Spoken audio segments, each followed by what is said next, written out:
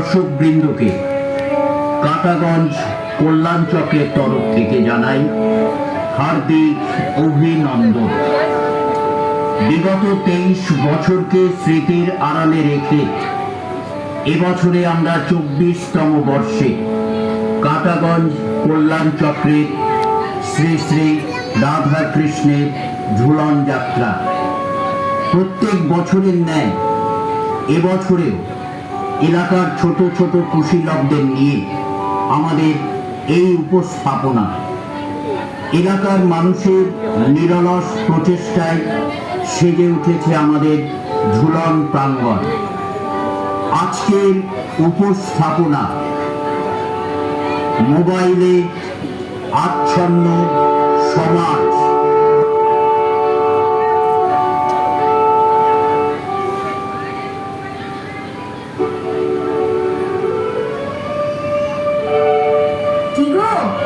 কি হলো, এখনো রেডি হয়নি? তোমার বাজারে যেতে বললাম না? হ্যাঁ, এই তো যাচ্ছি। দেখো, খবরের কাগজ খুললেই অ্যাক্সিডেন্টের কথা। কানে হেডফোন গুঁজে রেল লাইন পার হচ্ছিল, ট্রেন এসে ধাক্কা মেরেছে, ব্যাস জায়গায় শেষ। সকাল বেলা ওসব অলক্ষণে কথা বলো না তো। যাও যাও, বাজারে যাও, সাবধানে যেও। মেয়ে ঘুম থেকে উঠেছে, ওকে পড়তে বসতে বলো, আমি এখনই বাজার থেকে আসছি।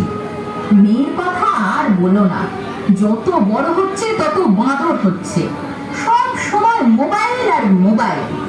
রাত্রে আমরা ঘুমানোর পর তোমার মেয়ে লুকিয়ে লুকিয়ে ফোন দেখে, জানো? না না, মেয়েকে বারণ করো, অন্ধকারে চোখের সামনে শুয়ে শুয়ে মোবাইল ব্যবহার করতে নেই। কার কথা কে শোনে? আমি বহুবার বলেছি গো, তুমি একবার বলে দেখো না যদি হয়। এই কথা বললে হবে কি করে? মাকেই তার সন্তানকে শিক্ষা দিতে হয়, পারছি না বললে হবে না। আচ্ছা, এখন বাজারে যাও তো। হ্যাঁ, অনেক দেরি হয়ে গেল, আমি আসছি।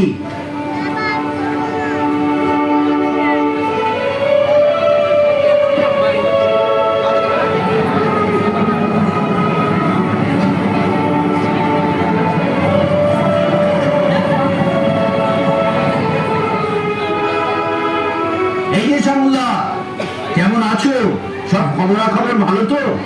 আরে তুমি কোথায়, বাজারে যাচ্ছ নাকি? তোমার মেয়ে আমাদের বৌদি কেমন আছে? ওই একরকম, মেয়ে যত বড় হচ্ছে তত মোবাইলে আসক্ত হয়ে পড়ছে। আজকে ওর মার সাথে ব্যাপারে কথা হচ্ছিল, কি করি বলো তো?